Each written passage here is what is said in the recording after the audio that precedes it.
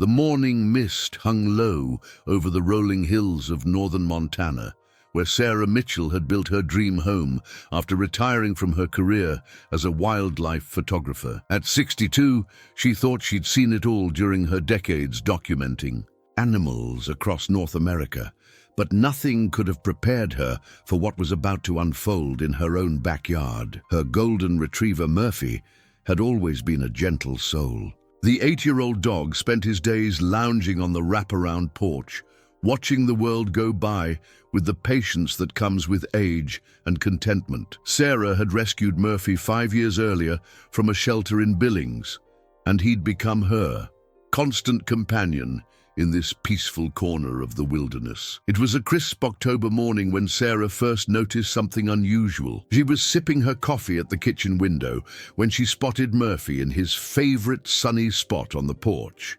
But he wasn't alone. Curled up against the dog's warm, golden fur was a small, spotted form that made Sarah's heart skip a beat. Bobcat Kitten, no more than 8 weeks old, was fast asleep pressed against Murphy's side. The dog's breathing was steady and calm, as if this wild visitor was the most natural thing in the world. "Murphy," Sarah whispered, stepping carefully onto the porch. The dog's tail gave a gentle wag, but he didn't move, seemingly understanding that any sudden motion might disturb his tiny companion. The bobcat kitten was clearly malnourished, its ribs visible beneath the tawny coat, marked with dark spots. Sarah's trained eye could see the signs of an orphaned animal, the slightly matted fur, the way it pressed close to Murphy for warmth and comfort that its mother should have provided. "Where's your mama, little one?" Sarah murmured, keeping her voice low. As if sensing her presence, the kitten stirred, opening bright amber eyes that locked onto Sarah's face. Instead of bolting, as any wild animal should, the young bobcat simply blinked slowly and settled back against Murphy's warm flank. Sarah had dealt with orphaned wildlife before, but protocol dictated calling the Montana Fish, Wildlife and Parks Department. Yet something made her hesitate. The trust in those amber eyes, the way Murphy had instinctively become a surrogate parent, this was something extraordinary. Over the next few days, Sarah watched from her window as the unlikely pair established a routine. Each morning, the bobcat kitten would appear from the tree line behind the house, mewing softly until Murphy would lift his head and wag his tail in greeting. The kitten would then curl up against the dog's side, and both would nap in the morning. Sarah began leaving small portions of raw chicken and fish near the porch steps. The kitten was initially wary, but soon learned to trust this source of food. Murphy, ever the gentleman, would wait patiently while his wild friend ate, sometimes gently nudging the food closer with his nose. "I've never seen anything like this," Sarah confided to her neighbor, Jim Peterson, a rancher who'd lived in the area for 40 years. "It's like Murphy understands exactly what this little one needs." Jim scratched his weathered chin. "Animals got their own ways of knowing things, Sarah. Maybe that dog of yours has got more sense than most people." As autumn deepened and the first snows threatened, Sarah knew she faced a decision. The bobcat kitten was growing stronger, but winter in Montana was harsh and unforgiving. Yet every morning, the ritual continued. Murphy and his wild friend finding comfort in each other's presence as the world around them prepared for the long, cold months ahead. Sarah reached for her camera, the familiar weight of it in her hands, awakening something she thought she'd left behind. Whatever was happening between Murphy and this bobcat kitten, she knew she needed to document it. Something told her this was just the beginning of an extraordinary story. Winter arrived early that year, blanketing Sarah's property in 2 feet of snow by Thanksgiving. What had started as a heartwarming curiosity had evolved into something that both amazed and worried her. The bobcat kitten, whom she'd started calling Scout, had grown considerably over the past 2 months, now weighing close to 15 pounds, with the powerful hindquarters characteristic of his species. Yet every morning, without fail, Scout would emerge from wherever he'd spent the night and make his way to the porch where Murphy waited. Their daily napping sessions had become the highlight of both animals' days, and increasingly the source of Sarah's concern. "He's getting big, Murph," Sarah said one morning, Watching as Scout playfully pounced on Murphy's tail, the dog responded, with the patience of a saint, gently play wrestling with his wild friend while being careful not to use his size advantage. He's not going to be a baby much longer. Dr. Elena Rodriguez, the local veterinarian, had become a regular visitor to the property. As a wildlife specialist, she was fascinated by the relationship she observed between Murphy and Scout. In all my years of practice, I've never seen anything quite like this, Dr. Rodriguez told Sarah as they watched the pair from the kitchen window. Scout was grooming Murphy's ears with the methodical precision of a cat, while the dog sat perfectly, still, eyes closed in contentment. Bobcats are typically solitary animals, especially as they mature. The fact that Scout continues to seek out Murphy's company goes against everything we know about their behavior. Should I be worried? Sarah asked, though she wasn't sure what she'd do if the answer was yes. Honestly, I think Murphy might be saving Scout's life. Orphaned bobcat kittens have a survival rate of less than 30% in the wild, but Scout is thriving. He's at a healthy weight, his coat is glossy, and his development is right on track. Whatever Murphy is providing, it's working. The bond between the two animals had deepened in ways that continually surprised Sarah. She'd started keeping a journal, documenting their interactions with the eye of the wildlife photographer she'd once been. December 3rd, Scout brought Murphy.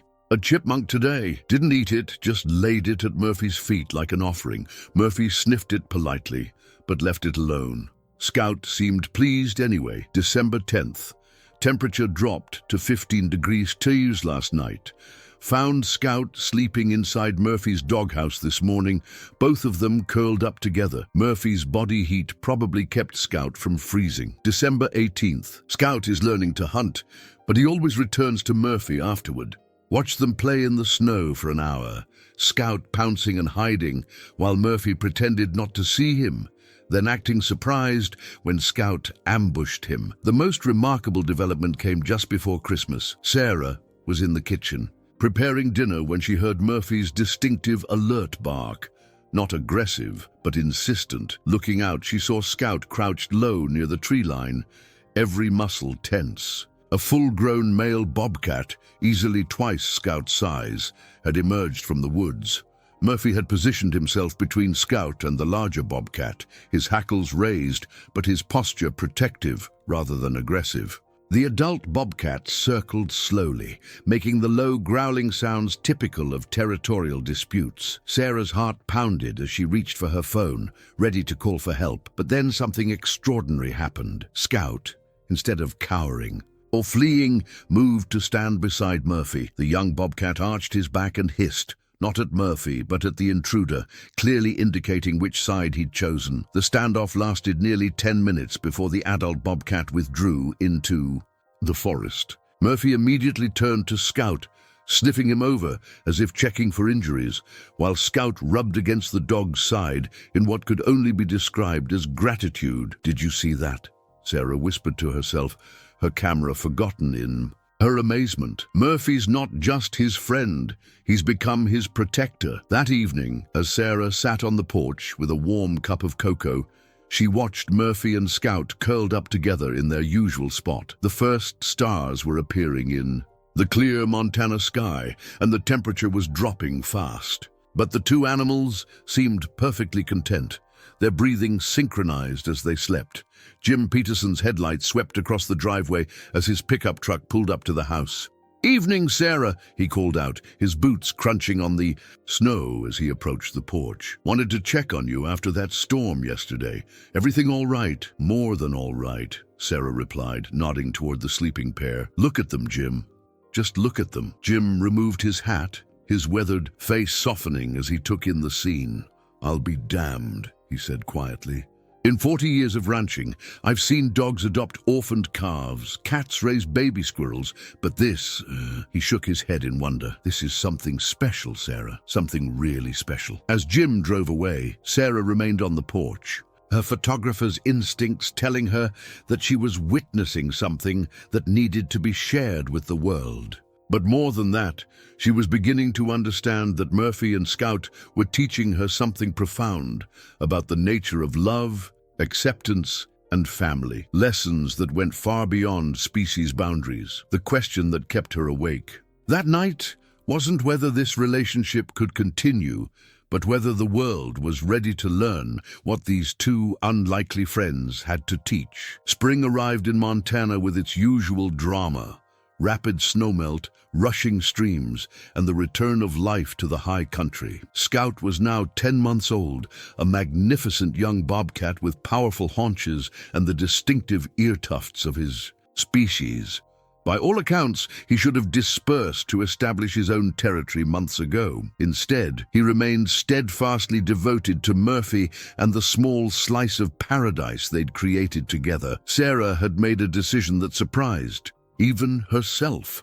Instead of keeping this miracle private, she'd begun sharing photos and videos on social media.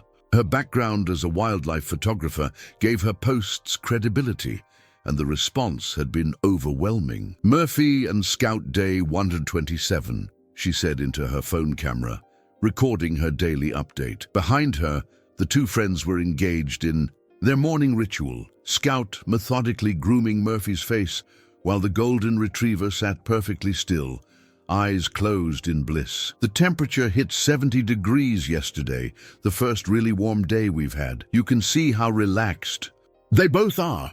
The video would be viewed by over 2 million people within 24 hours.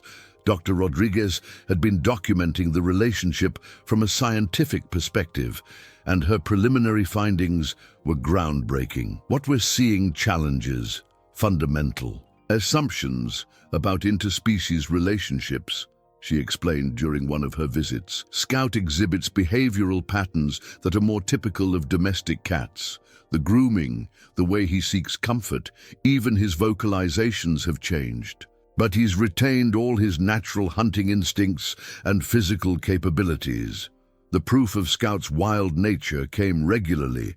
He would disappear for hours, returning with rabbits, squirrels, and the occasional bird, but he never failed to return to Murphy's side.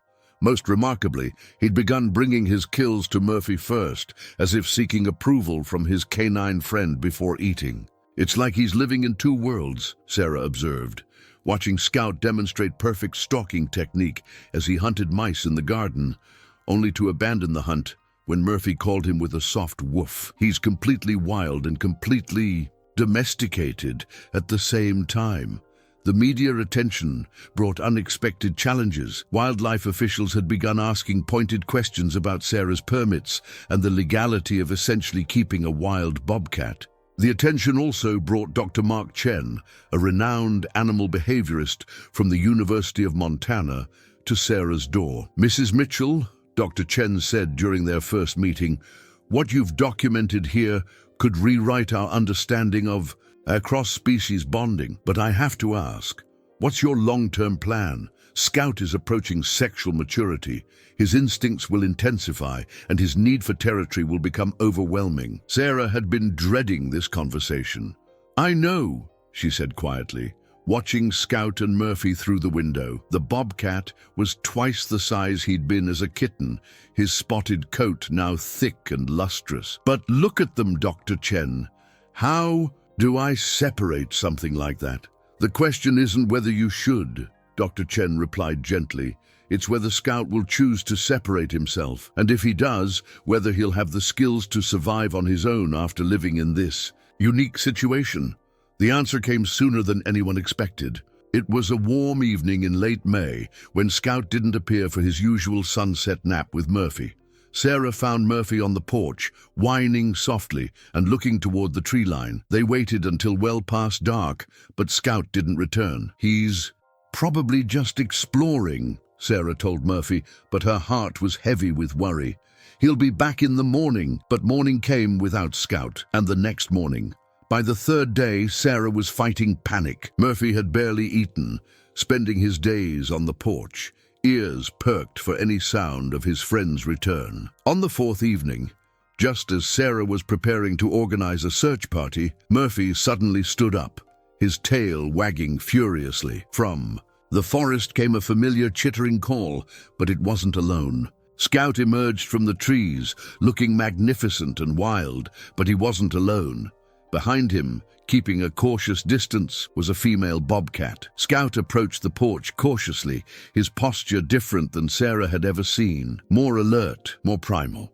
But when he reached Murphy, the old greeting ritual resumed. The two friends touched noses, and Scout began his familiar grooming routine, though something had clearly changed. "He's showing her," Dr. Rodriguez whispered. She'd been staying at the house, helping Sarah monitor the situation. "He's introducing his mate to his family."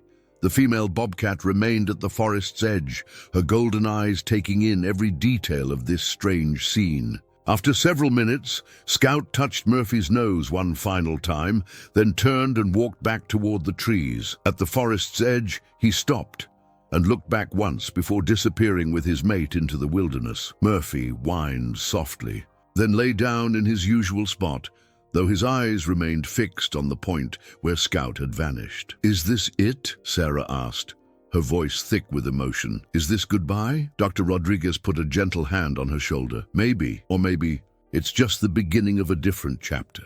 The next morning brought the answer. Just after sunrise, Sarah heard Murphy's excited barking.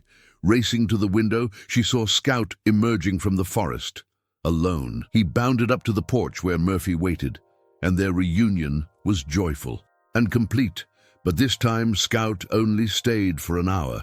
He groomed Murphy, shared the sunny spot on the porch, then rose and walked back to the forest with the confidence of an animal who had found his place in two worlds. "He's figured it out," Sarah breathed, reaching for her camera to capture this moment. "He's found a way to be wild and still keep his family." From that day forward, Scout's visits became a predictable part of life. He would appear most mornings for his ritual with Murphy, sometimes staying for hours, sometimes just touching noses before returning to his territory and his mate. The female bobcat gradually grew comfortable enough to be seen at the forest's edge, though she never approached the house. Sarah's daily videos now documented not just an unlikely friendship, but a revolutionary understanding of how love transcends boundaries, even the boundaries between wild and domestic, between species, between different ways of life.